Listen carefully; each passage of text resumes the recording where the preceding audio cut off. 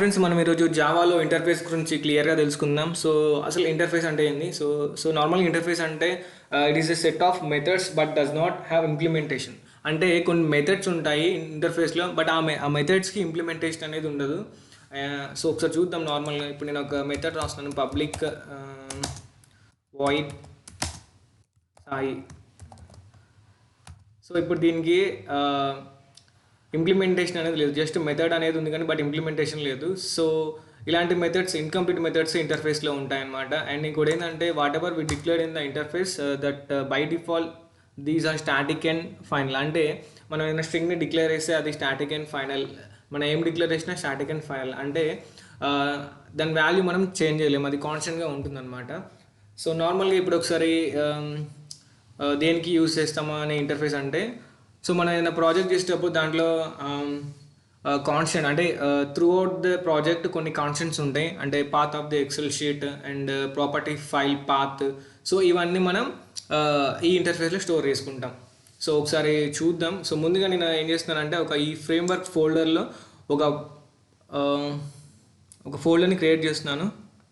So new folder, దీనికి నేను data అనిపిస్తున్నాను name. Okay, and ఇక్కడ నేను ఏం చేస్తున్నానంటే ఈ ఫోల్డర్లో ఒక ఫైల్ క్రియేట్ చేస్తున్నాను.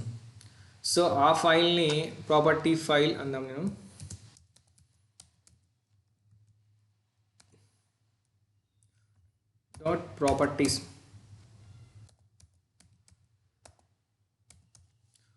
ప్రాపర్టీస్ ఎక్స్టెన్షన్తో మనం సేవ్ చేయాలి.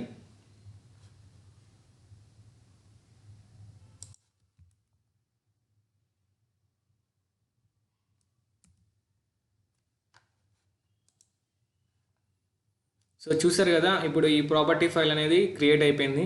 అండ్ ఇంకా నేను ఏం చేస్తున్నానంటే, సో ఈ ప్రాపర్టీ ఫైల్ మీద రైట్ క్లిక్ ఇచ్చేసి ప్రాపర్టీస్ మీద క్లిక్ చేసి ఇక్కడ మనకి ఎక్స్ప్లోర్ చేయొచ్చు. సో ఇక్కడ నేను ఏం చేస్తున్నానంటే ఒక ఎక్సెల్ డాక్యుమెంట్ అనేది క్రియేట్ చేస్తున్నాను. సో నేను ఇన్వాలిడ్ అనే పాత్ని క్రియేట్ చేశాను, ఎక్సెల్ షీట్ని క్రియేట్ చేశాను నేను. అండ్ ఇప్పుడు నేను ఏం చేస్తానంటే సో ఇది మినిమైజ్ చేసుకొని ఒక ఇంటర్ఫేస్ క్రియేట్ చేస్తాను. సో ఇంటర్ఫేస్ ఎలా క్రియేట్ చేస్తామంటే, నార్మల్గా ఒక ప్యాకేజ్ క్రియేట్ చేసుకున్నాం కదా. సో ఆ ప్యాకేజ్లో క్లాస్ క్రియేట్ చేసేటప్పుడు ఇక్కడ ఇంటర్ఫేస్ అని ఉంటుంది. ఓ షట్.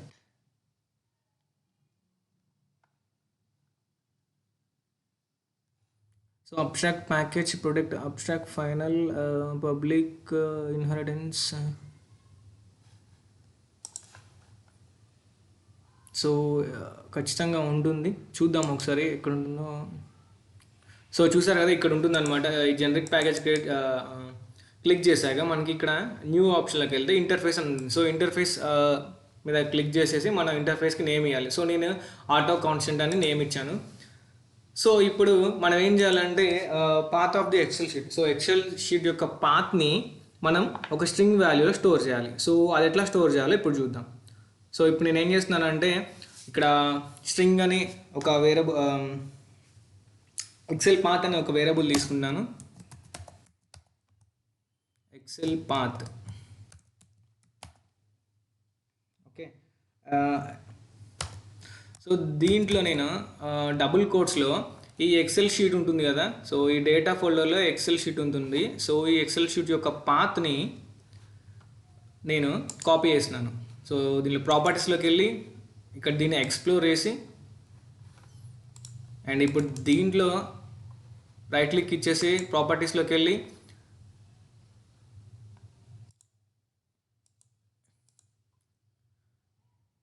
ఇక్కడ ఫైల్ ఉంటుంది, టైప్. ఈ లొకేషన్ మనం కాపీ చేయాలి.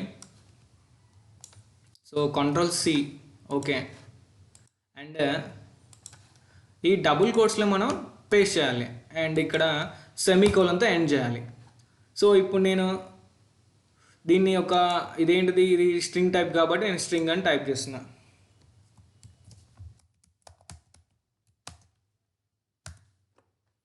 ఓకేనా, సో ఇది స్ట్రింగ్ అనమాట. అండ్ ఇట్లానే మనం ఏం చేయొచ్చు అంటే ప్రాపర్టీ ఫైల్ పాత్ కూడా ఇవ్వచ్చు. సో నేను ఇప్పుడు ప్రాపర్టీస్లోకి వెళ్తున్నా అండ్ ఈ పాత్ ఏదైతే ఉందో దీన్ని నేను కాపీ చేసుకున్నాను, Ctrl+C, అండ్ సేమ్ మళ్ళీ ఒక స్ట్రింగ్ తీసుకున్నాను. ఇప్పుడు ఏం చేస్తున్నాను, ప్రాపర్టీ అని వెళ్తున్నాను, ప్రాపర్టీ.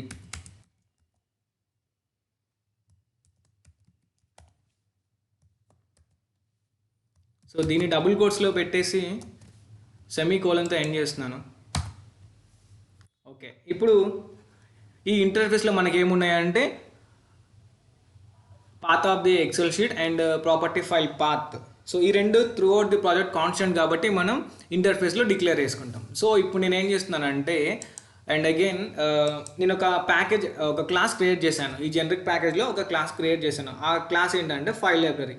సో ఈ ఫైల్ లైబ్రరీ క్లాస్ అనేది దేనికి అంటే ఫైల్కి సంబంధించిన యాక్షన్స్ని రాయడానికి అనమాట. సో ఇప్పుడు నేను ఫైల్కి సంబంధించిన యాక్షన్స్ కొన్ని రాస్తాను. సో అదేంటంటే దాన్ని ఆ ఫైల్ని ఎలా యాక్సెస్ చేయాలి అండ్ మనం ఇంప్లిమెంట్స్ చేయాలి ఈ క్లాస్తో. సో ఇప్పుడు నేను పబ్లిక్ ఒక మెథడ్ రాస్తున్నాను, public string get property value.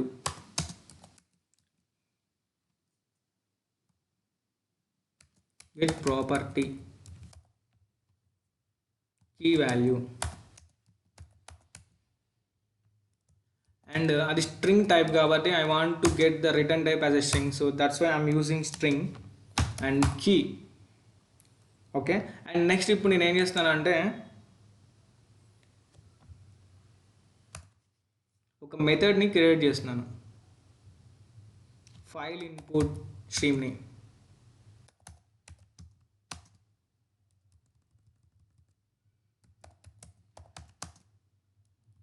So ఇక్కడ ఎందుకు రావట్లేదు,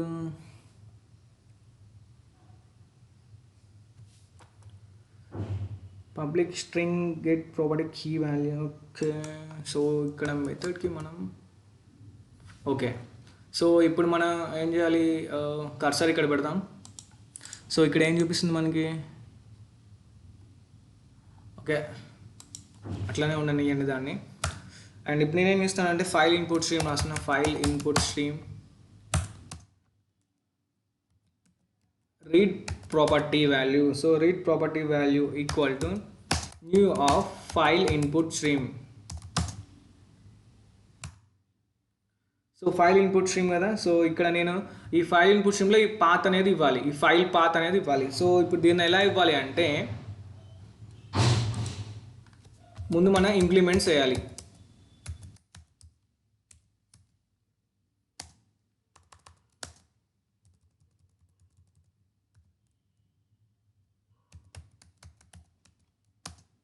implements auto constant.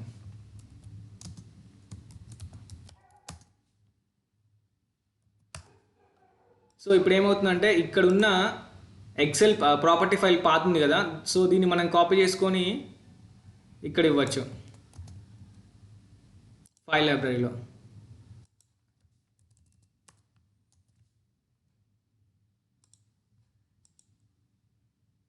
And semicolon.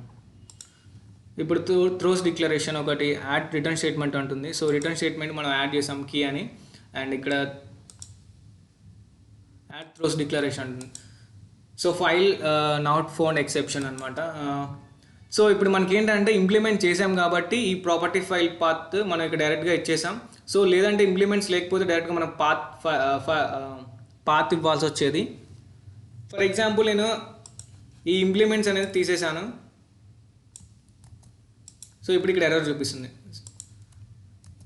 అంటే మనం క్రియేట్ చేసిన ఇంటర్ఫేస్ అనేది ఒక క్లాస్కి ఇంప్లిమెంటేషన్ ఇవ్వాలి. సో అలా అయితేనే ఆ ఇంటర్ఫేస్ అనేది వ్యాలిడ్ అవుతుంది అనమాట. సో ఈ విధంగా మనం ఇంటర్ఫేస్ గురించి తెలుసుకోవచ్చు. సో ఇంటర్ఫేస్ అనేది ఏంటంటే ఇంటర్ఫేస్లో మన all the methods are incomplete methods and whatever we declare in the interface are static and final. అంటే మనం ఇవి కాన్స్టెంట్ అనమాట, ఈ రెండు స్టాటిక్ అండ్ ఫైనల్ అనమాట. సో ఈ విధంగా ఇంటర్ఫేస్ గురించి మనం తెలుసుకోవచ్చు. So thanks friends, thanks for watching. This is about interface.